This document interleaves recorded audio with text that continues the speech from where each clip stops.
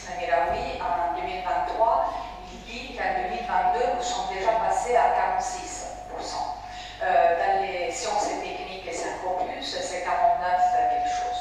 Donc la question que nous nous posons est où elles sont, où il y a la déperdition.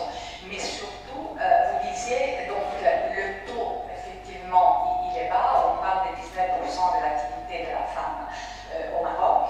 Et quand on regarde les peu de données qu'il y a dans les secteurs qui intéressent particulièrement les ingénieurs et les sciences et techniques, c'est-à-dire l'industrie, etc., dans l'industrie, on retrouve 13% des femmes ingénieurs. Donc, on a une valeur plus importante dans l'industrie manufacturière avec 44%, mais on constate qu'elles ne sont pas dans des postes, des cadres, etc. Et puis, dans l'énergie, elles sont à 20%. Alors, où elles partent? Donc, la recherche que nous menons, c'est essayer de comprendre sociologiquement, c'est-à-dire de donner des réponses à ce que vous disiez, je ne sais pas pourquoi. Donc, comprendre, est-ce que nous sommes face à une exclusion du marché? Est-ce que nous sommes face à une auto-exclusion, c'est-à-dire qu'une fois diplômés, elles choisissent d'autres voies? Et donc, c'est sur ça qu'on travaille. Alors, est-ce qu'il y a de la discrimination? Finalement, mon travail, et là j'arrive à ma recherche sur les femmes ingénieurs, mon travail sur les ingénieurs au Maroc et les femmes ingénieurs aussi, bien évidemment, me porte à dire, oui, il y a de la discrimination de genre, discrimination professionnelle de genre sur le marché marocain. Donc, en fait, ma recherche ne partait pas de là. En tant que sociologue, on travaille forcément sur les hommes et sur les femmes. Donc, moi, je ne suis pas partie sur les ingénieurs pour vérifier s'il y avait ou pas de la discrimination. Pas du tout. Ma question était, est-ce qu'un diplôme d'ingénieur peut contribuer à déclencher un processus de mobilité socio-professionnelle?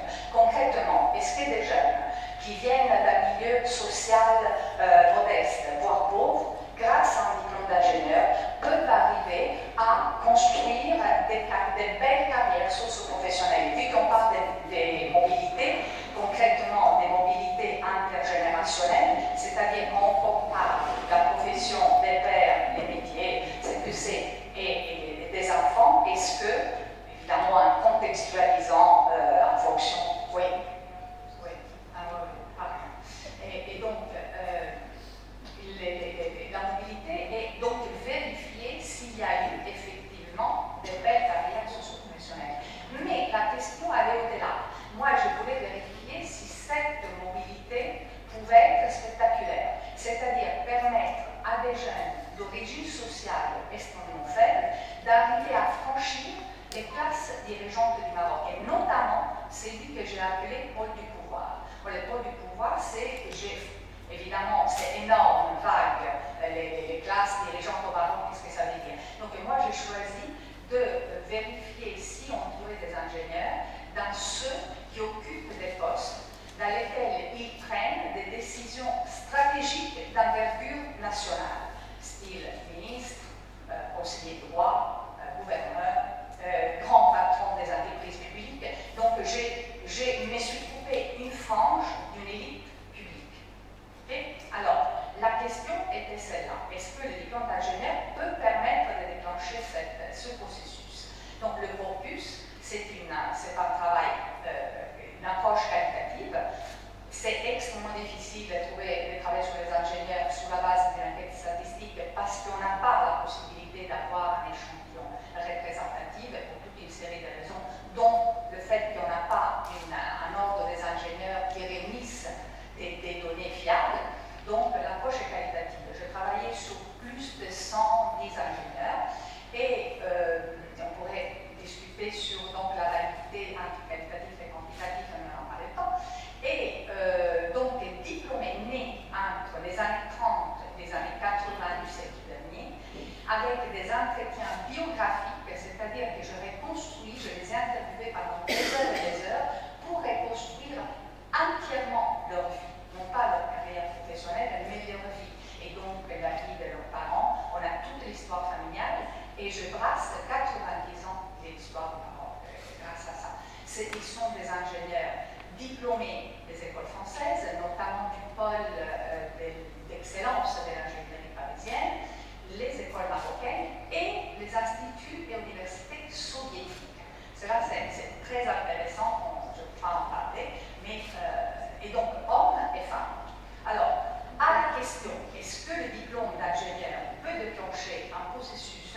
Oui, oui, et on les voit de façon nette, grâce à un élément fondant qui était le fait d'avoir eu au Maroc une école publique de qualité qui permettait à des jeunes d'extraction extrêmement modestes, en passant par là, d'arriver jusqu'au diplôme, etc. Donc l'école publique devient un élément, un outil moteur pour que cette mobilité socio-professionnelle puisse continuer à exister. Mais bon, donc c'est oui avec un oui. C'est-à-dire, ce qu'on constate, c'est que les carrières les plus rapides, les meilleures, disons, c'est surtout plus avec les diplômes d'ingénieurs français que marocains que soviétiques. Or, venons aux femmes. Donc, et là, c'est très intéressant c'est dire qu'on travaille sur les genres. Qui n'est pas chercheur faire penser qu'on doit travailler sur les femmes? Non, il faut travailler sur les hommes et les femmes. Parce que c'est qu'en comparant qu'on peut saisir la différence. Et là, je vous fais un exemple précis. Quand moi, j'ai reconstruit les parcours des femmes ingénieurs interviewées, là, on trouve que, encore une fois, celles qui ont eu les carrières les plus rapides, les moins plafonnées, qui sont arrivées à casser le plafond de verre ou franchir les seuils du pôle du pouvoir, sont deux choses différentes. Il faudrait les définir, je ne les définis pas. Et sont celles qui ont un diplôme français. Et quand on prend hommes et femmes, alors là, l'histoire est complètement différente. Parce que là, on voit qu'à origine sociale égale, à diplôme égal, à âge égal, donc âge égal, ça veut dire qu'elles sont rentrées et ils sont rentrés dans un contexte économique qui est le même. D'accord? Pas dans des périodes différentes. Et là, on voit une différence, une lenteur et un plafonnement des carrières féminines, mais extraordinaire. Je vous fais tout simplement un exemple de deux cas, hommes et femmes, qui ont franchi le pôle du pouvoir au Maroc. Donc, ils sont arrivés dans ces postes publics stratégiques. Tous les deux de la même école d'ingénieurs française, l'une des plus grandes écoles, je ne cite pas, l'une des plus grandes écoles d'ingénierie française parisienne. Les deux d'extraction, croyez-moi sur parole, moyenne, pas haute, moyenne tendance plutôt basse, donc même âge autour, né autour des années 60. Alors les deux arrivent à franchir l'école, elle élimine 28 ans, lui 8. On est, je cite un exemple, mais je peux vous assurer que les données, les chiffres donnent cela comme différenciation. Et non seulement, il faudrait descendre dans les détails, mais on voit que les femmes qui arrivent, il y a un menteur. On dit un menteur.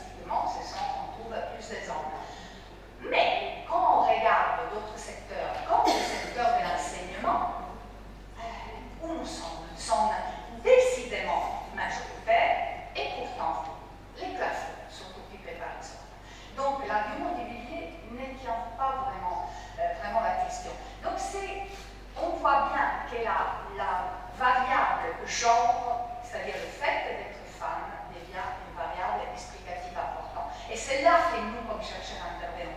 Pourquoi? Donc, avoir fouillé autant, on voit des choses intéressantes. Sur ces points, je terminerai sur ça, mais c'est important. Donc, il y a un phénomène d'exclusion, c'est-à-dire qu'objectivement, dans les parcours racontés, on voit qu'il y a une résistance de ceux qui embauchent vis-à-vis d'un profil féminin. Il y a une autre exclusion, c'est-à-dire non pas une exclusion du marché, parce que là on parle d'ingénieurs qui travaillent, qui sont sur le marché du travail, mais une autre exclusion de la course. Bon, c'est comme ça, je me résigne. Les hommes passent avant, ils font moins d'années, etc. C'est pas grave. Mais ce qui est intéressant, c'est que quand ils vous racontent, il y a des phrases qui sortent de ce type. Pour atteindre ces postes de dirigeants qui auraient permis qu'on puisse classifier cette interviewée comme une femme qui avait cassé les plafonds de verre, pas rester la haute du pouvoir, mais être rentrée dans les niveaux supérieurs des hiérarchies organisationnelles. Et il vous dit, mais là j'aurais dû m'expatrier. Et avec les enfants, en plus, à ce moment-là, moi je la connaissais personnellement, donc vous voyez, m'a dit, il y a mon mari qui devait partir lui aussi, et bon, finalement, c'est moi qui est resté. Alors, je vais donc terminer sur cette question, la gestion du temps. Une carrière de cadre, ou une carrière de patron, en tout cas ce poste, implique que pour évoluer, il faut consacrer du temps, que ce soit pour s'expatrier, que ce soit pour donner du temps au poste. Or, nous les femmes, et je parle en termes généraux dans le monde entier, ce n'est pas une question marocaine. Je suis italienne, c'est absolument comme ça, et en France aussi, au Japon, etc. Donc, généralisons tranquillement, hein, sans peur d'être au-delà de la scientifique, de la démarche scientifique. On peut généraliser. Nous, les femmes, on est sur plusieurs fronts. Donc, notre temps, on ne peut pas le consacrer entièrement à l'entreprise, au ministère, au poste, parce qu'on est souvent mère, épouse, fille. Et donc, voilà. Donc, la règle professionnelle de on évolue si on donne du temps à l'entreprise, en elle-même, elle n'est pas, elle pénalise les femmes, mais elle est neutre. Si dans 100 ans, ce sont les hommes qui vont s'occuper plus de la famille, et pas nous, mais ça pénalisera les hommes. Donc la question est, on est face à un marché de l'emploi et à des professions dans lesquelles nous sommes pénalisés à cause des règles qui sont neutres. Et en tant que neutres, elles sont justes. Donc, alors, vu que la nôtre, et là, effectivement, je pense que nous bien dit, c'est une recherche qui veut, par laquelle nous avons la prétention de donner aux décideurs de la matière pour prendre des décisions adéquates sur ces problèmes. Il faut se dire, si nous sommes face à ça, nous sommes face à la discrimination, si la profession, sans penser à un monde d'hommes méchants qui y a un complot contre les femmes, non, prenons le marché de l'emploi comme il est conçu. Peut-être qu'il faut qu'on intervienne, qu'on prenne des décisions concrètes pour modifier ces règles, au moins jusqu'à quand on sera dans une parfaite parité culturelle. Pour l'instant, on n'y est pas. Donc, peut-être de la discrimination positive, peut-être faire en sorte que pour évoluer, il ne faut pas nécessairement s'expatrier ou vivre au sein de l'entreprise. Donc, s'attaquer aux règles professionnelles, vraiment de l'évolution des carrières. L'autre aspect est culturel, bien évidemment, est culturel, mais le travail sur le changement culturel est tellement plus long. Et il est à faire parce que c'est nécessaire, parce que si on voit les études qu'il y a sur l'auto-exclusion des femmes, que ce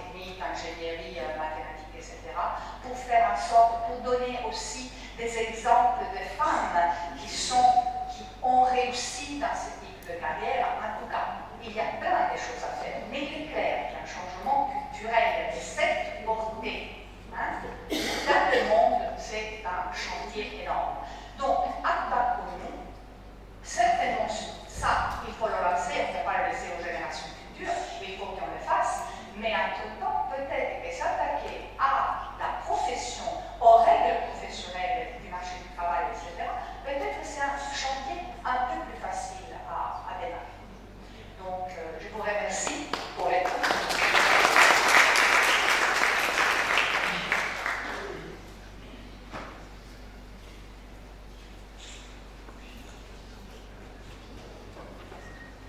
Merci à toi, chère Grazia, d'avoir accepté de partager avec nous les résultats de ton étude, qui est d'une grande portée scientifique, mais également qui nous interpelle toutes et tous sur des problématiques réelles en ce qui concerne les parcours professionnels des hommes et des femmes, notamment ingénieurs.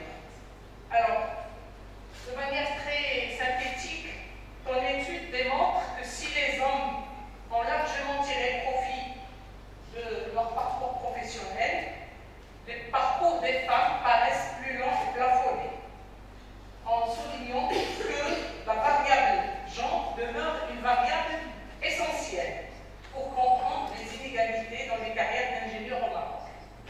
Si vous le permettez, avant de passer à la clôture de cette cérémonie, on voudrait bien qu'il y ait prendre quelques réactions de la salle par rapport à l'intervention du professeur Grazia. Donc on peut prendre 2 ou 3 réactions. Donc je ne sais pas si dans la salle il y a des personnes qui voudraient interagir avec les propos du professeur Grazia. Que ce soit professeur, monsieur le vice-président, professeur Tasson. Allez-y, vous avez la parole. Moi, j'interviens en tant que vice-président et en tant qu'enseignant-chercheur.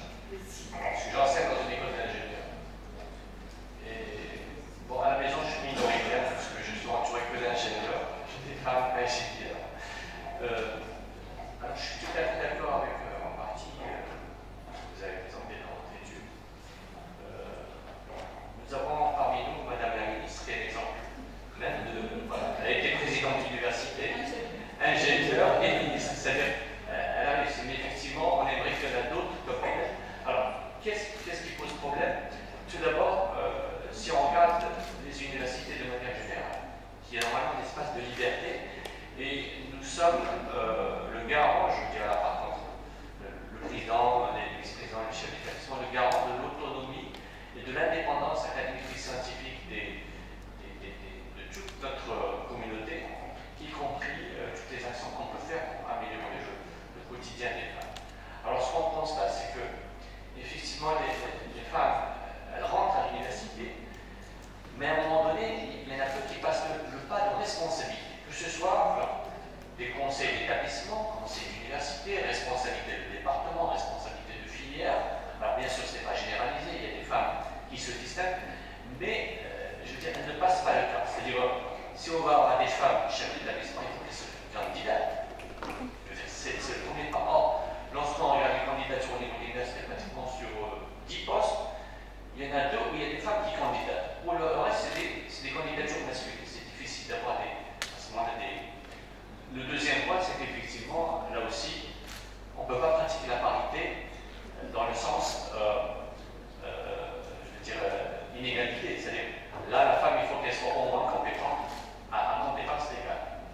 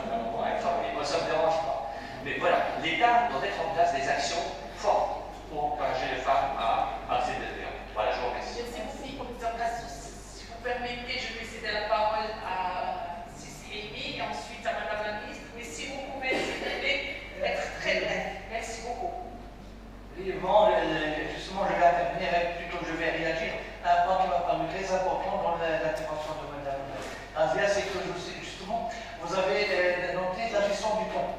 Moi, je vais associer la gestion du temps à une gestion culturelle, la gestion économique. Parce que très souvent, on dit que la participation économique des femmes dans l'économie nationale est à 19%. C'est pas vrai, parce que justement, Mme la ministre, il l'a souvent dit, on doit comptabiliser le travail domestique et le travail dans le secteur informel, qui n'est pas comptabilisé, n'est pas valorisé à sa juste valeur. C'est pourquoi justement, si on valorise, si on comptabilise ce travail domestique et dans le secteur informel, on va atteindre même les 40%. Donc là, il y a lieu d'associer la gestion économique et sociale à la gestion du temps pour qu'on puisse avoir une idée sur ce que fait la femme réellement. Monsieur le vice-président de l'université a dit qu'on a devant nous les superwomen. C'est vrai, parce que juste réellement, il y avait une étude dans le milieu rural, on a constaté que la femme travaille 16 heures, alors que l'homme ne travaille que 4 heures. Et là, donc, il n'est pas réalisé à sa juste valeur. Merci beaucoup, Madame la ministre, je parle de la parole. Merci beaucoup. Et on laissera par la suite professeur Razia réagir. Merci beaucoup. Donc, tout d'abord, merci, félicitations pour cette confirmation et de cette chaire et pour le couronnement de vos efforts. Et nous sommes ravis, parce que le ministère avait soutenu la création de ce dossier, la création de cette chaire. Donc, je suis ravie et très heureuse de voir ce travail aboutir. Je voulais aussi donc je vais réagir sur trois points qui ont été présentés par Madame Razia et je vous remercie pour votre présentation très intéressante. D'abord, le temps. Le temps. Vous l'avez dit, nous sommes sur tous les fronts et le temps c'est fondamental. Et je vais rajouter à votre analyse la chose suivante. Par exemple, si on prend la fonction publique au Maroc, il y a une majorité de femmes. Une majorité de femmes. Plus de 40% de femmes dans la fonction publique, non pas 19%. Donc le temps, parce que la fonction publique, les femmes, elles ont plus de temps, elles quittent plus tôt. Et quand les femmes sont à l'université, monsieur le vice-président va confirmer, j'étais présidente de l'université Hassan II, je le sais, plus de 40% c'est des profs aussi, c'est des administratives. Elles sont les ouvrières, elles sont partout. Elles font le travail de l'administration de la vie. Donc il y a des femmes, ce n'est pas un problème mais c'est là où il y a le temps, on va trouver des femmes parce qu'il y a plusieurs choses à gérer. Donc pour ce premier point, qui est relatif au temps, d'ailleurs je remercie Céline parce qu'il a cité le travail qui a été fait sur le plan gouvernemental de l'égalité 2023-2026, dans lequel il y avait des leviers sur lesquels il faut travailler, libérer le temps aux femmes pour accéder aux postes de décision. Donc il y a eu déjà l'avancée des 15 jours du congé de maternité dans le public. Il faut aller plus loin dans pas de maternité, de paternité. C'est-à-dire le père veut prendre. Donc il faut aller plus loin. Nous avons demandé à ce qu'il y ait plusieurs mois de congé de paternité, comme ça se fait en Europe, pour qu'il y ait ce partage d'efforts. Donc ça, le temps. La deuxième chose sur laquelle je veux réagir, c'est la volonté politique. C'est la volonté politique. Parce que qui dit passer au poste de décision, c'est la volonté politique. Les femmes sont ailleurs, elles sont là, elles sont majoritaires. Mais quand on veut passer au poste de décision, c'est une décision politique. C'est une volonté politique.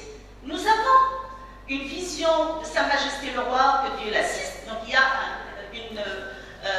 un soutien extraordinaire à très haut niveau, mais juste après, il faut faire un effort. La preuve, il n'y a pas de responsable de parti politique femme, à part Nabila Mounir. Maintenant, il n'y a plus personne, parce que Nabila Mounir n'est pas là. Donc, il y a Madame Mansouri, ils sont trois pour le. Donc, voilà, Madame Mansouri fait partie du comité dirigeant du parti PAN. Il y a très peu de femmes. Quand vous prenez les bureaux politiques, très peu de femmes. Donc, c'est une décision politique. Parce que quand on nomme au niveau des postes de décision, ce sont des décisions politiques. Donc, la Moudawana, j'espère, parce que justement, la Moudawana est une volonté politique. Sa Majesté, le roi, loi. Donc il a demandé à la révision de cette Moudawana, le Moudawana pendant le règne de Sa Majesté, que tu l'assistes. Mais donc, lorsque nous avons travaillé au niveau de la Moudawana, on a eu un seul problème. Donc il faut que les partis politiques poussent ces réformes. Il ne faut pas qu'ils cèdent pour une question de conformité, de je ne sais. Il faut oser. Si on n'ose pas, on ne va pas franchir ce plafond. Et donc là, la volonté politique. Le dernier point, je vais le citer, c'est le rôle modèle. Bon, le rôle modèle, je vais citer une belle expérience que nous avons menée à l'Université Hassan II de Casablanca. J'étais présidente, j'ai nommé la première secrétaire générale, des vice-présidents. Et depuis cette expérience, parce qu'il y avait une présidente femme, on a 5 doyennes maintenant. On a 5 doyennes. On est passé de 0 doyenne à 5 doyennes. Et ça, c'est le rôle modèle. Mais je termine là-dessus, ce rôle modèle, il faut le protéger. Parce que quand on se bat pour arriver en haut, après on est attaqué de tous les côtés. Donc il faut protéger ce rôle modèle pour qu'il puisse justement continuer la success story. Merci. Merci beaucoup, Madame la Ministre, chère amie. Alors, dernière intervention, Madame la PDG.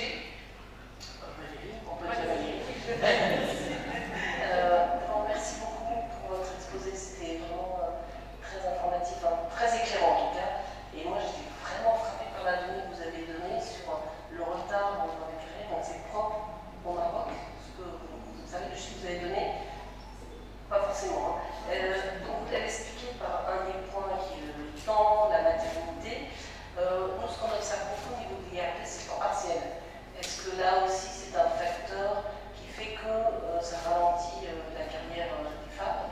Et puis, je suis d'accord avec vous que le mentorat joue une place extrêmement importante. Et dans mon cas, moi, je pourrais témoigner que le mentorat a vu beaucoup des femmes qui m'ont aidé.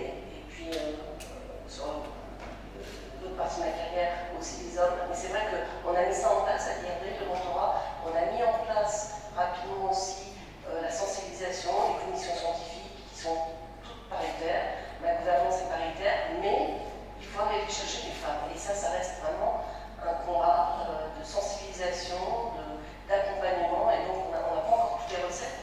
Mais voilà, je pense qu'on est sur le voie. Et je voudrais vraiment vous remercier, Madame la Ministre, pour son témoignage et vous féliciter pour votre parcours.